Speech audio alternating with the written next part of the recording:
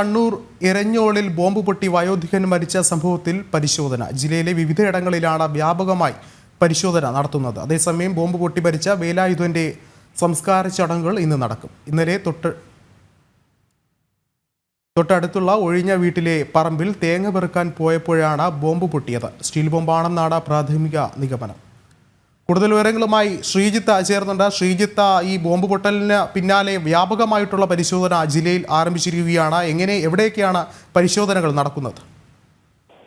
തീർച്ചയായും വിഷ്ണു, അത്തരത്തിലാണ് കണ്ണൂർ തലശ്ശേരിയിൽ ഇന്നലെ ഉച്ചയ്ക്കുണ്ടായ ബോംബ് സ്ഫോടനത്തിൽ വയോധികൻ മരിച്ചിരുന്നു. ഇതുമായി ബന്ധപ്പെട്ടാണ് കണ്ണൂരിന്റെ വിവിധ പ്രദേശങ്ങളിൽ പോലീസ് വ്യാപകമായ പരിശോധന നടത്തി വരുന്നത്. തലശ്ശേരി, അതോടൊപ്പം തന്നെ കൂത്തുപറമ്പ്, ന്യൂമാഹി, പാനൂർ പ്രദേശങ്ങളിലാണ് ഇത്തരത്തിൽ വ്യാപകമായ പരിശോധന നടത്തി വരുന്നത്. കഴിഞ്ഞ ഏപ്രിൽ 5-നും ഇത്തരത്തിൽ പാനൂരിൽ ഒരു ബോംബ് സ്ഫോടനം ഉണ്ടായിരുന്നു. അന്നും ഒരു CPM പ്രവർത്തകൻ മരണപ്പെട്ടിരുന്നു. അതിന് സമാനമായ രീതിയിലാണ് ഇന്നലെ ഉച്ചയോടെ തന്നെ CPMന്റെ ശക്തി കേന്ദ്രത്തിൽ ഇത്തരം ഒരു ബോംബ് സ്ഫോടനം ഉണ്ടാവുകയും ആ ബോംബ് സ്ഫോടനത്തിൽ ഒരു വൃദ്ധൻ മരണപ്പെടുകയും ചെയ്തിരിക്കുന്നത് CPM ശക്തി കേന്ദ്രമാണ്. CPM പ്രവർത്തകർ സ്ഥിരമായിരിക്കുന്ന ഒരു ആൾതാമസമില്ലാത്തൊരു വീട്ടിലായിരുന്നു ഇത്തരത്തിൽ ബോംബ് സ്ഫോടനം ഉണ്ടായത്.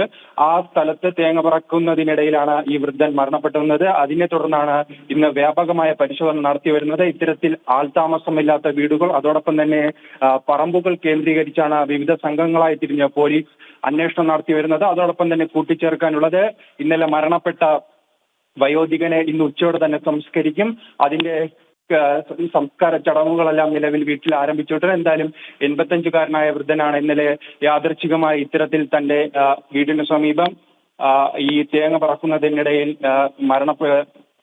മരണപ്പെട്ടിരിക്കുന്നത്. അതുമായി ബന്ധപ്പെട്ട് നാട്ടിലും വലിയ അമർഷമാണ് ഉണ്ടായിരിക്കുന്നത്. എന്തായാലും CPM ശക്തി കേന്ദ്രത്തിൽ ഇത്തരം തുടർച്ചയായി ബോംബ് നിർമ്മാണവും സ്ഫോടനങ്ങളും ഉണ്ടാകുന്നത് പതിവായിരിക്കുകയാണ്. കഴിഞ്ഞ ഏപ്രിൽ 5-നും ഞാൻ മുൻപ് സൂചിപ്പിച്ചതുപോലെ ബോംബ് നിർമ്മാണത്തിനിടെ ചെറിൽ എന്ന യുവാവും കൊല്ലപ്പെട്ടിരുന്നു. നിലവിലാണ് 85-കാരനായ വൃദ്ധൻ മരണപ്പെട്ടിരിക്കുന്നത്.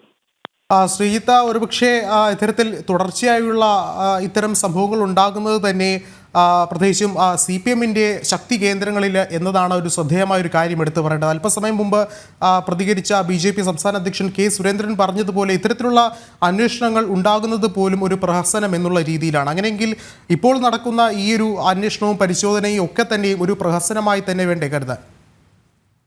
അത്തരത്തിലാണ് നാം നോക്കിക്കാണേണ്ടത്. മുൻപ് സൂചിപ്പിച്ചതുപോലെ ഏപ്രിൽ 5-ന് ഒരു സ്ഫോടനം ഉണ്ടാകുന്നു. അന്ന് CPM പ്രവർത്തകരായിരുന്നു അതിന് പിന്നിൽ പ്രവർത്തിച്ചതും കൊല്ലപ്പെട്ടതും. എന്നാൽ അന്ന് തന്നെ ശക്തമായ സുരക്ഷയും അന്വേഷണം നടത്തിയിരുന്നെങ്കിൽ അതിന്റെ തുടർ സംഭവങ്ങൾ ഉണ്ടാകില്ലായിരുന്നു. ഈ തെരഞ്ഞെടുപ്പ് കാലത്ത് തന്നെ 3 BJP പ്രവർത്തകരുടെ വീടിന് നേരെയാണ് ആക്രമണം ഉണ്ടായത്. അതിൽ ന്യൂമാഹി സ്വദേശിയായ സ്വരൂപിന്റെ വീട്ടിലും ഇത്തരത്തിൽ ബോംബെറിയുന്ന ദൃശ്യം നാം പലതവണ ആവർത്തിച്ചു കണ്ടതാണ്. അന്നും ഈ പോലീസ് ലാഘവത്തോടെയാണ് ആ കേസിലെ പ്രതികളെ പിടികൂടുവാനായി മുന്നോട്ട് വന്നത്. ആ സമയങ്ങളിൽ കൃത്യമായ അന്വേഷണവും സുരക്ഷയും ജാഗ്രതയും പുലർത്തി വന്നിരുന്നെങ്കിൽ ഇത്തരം മരണങ്ങൾ സംഭവിക്കില്ലായിരുന്നു. ഇപ്പോൾ കണ്ണൂരിലെ ജനങ്ങൾക്ക് പൊതു ഇടങ്ങളിൽ, പ്രത്യേകിച്ച് CPMന്റെ ശക്തി കേന്ദ്രങ്ങളിൽ പൊതു ഇടങ്ങളിൽ ഇറങ്ങാൻ തന്നെ ഒരു ഭയപ്പെടുന്ന സാഹചര്യമാണ്. കാരണം ഇത്തരത്തിൽ റോഡിന്റെ പല ഭാഗങ്ങളിലും ഇത്തരം ബോംബുകൾ കണ്ടെത്തുന്ന സാഹചര്യം ഉണ്ടായിട്ടുണ്ട്. അതിനാൽ തന്നെയാണ് നിലവിൽ പോലീസ് ഇത്തരത്തിൽ വലിയ വിമർശനം ഉണ്ടാകുന്ന പശ്ചാത്തലത്തിലാണ് പോലീസ് രംഗത്ത് വന്നിരിക്കുന്നത്. വിവിധ സംഘങ്ങളായി തിരിഞ്ഞാണ് ഇത്തരം ആൾപ്പാർപ്പില്ലാത്ത, താമസമില്ലാത്ത വീടുകളും പറമ്പുകളും കേന്ദ്രീകരിച്ച് ഇത്തരത്തിലുള്ള അന്വേഷണം നടത്തി വരുന്നത്. എന്തായാലും നിലവിൽ ബോംബുകൾ കണ്ടെടുത്തിട്ടില്ല. മുൻപ് ഇത്തരം ഒരു സാഹചര്യം ഉണ്ടായിരുന്നു. പാനൂരിൽ ഇത്തരം ബോംബ് സ്ഫോടനത്തിന് പിന്നാലെ അന്ന് അന്വേഷണം നടത്തുന്നതിനിടെ 15-ലധികം ബോംബുകളാണ് കണ്ടെടുത്തിട്ടുള്ളത്. ആ പശ്ചാത്തലത്തിൽ തന്നെയാണ് നിലവിലും ഇത്തരത്തിലുള്ള അന്വേഷണം പോലീസ് നടത്തി വരുന്നത്.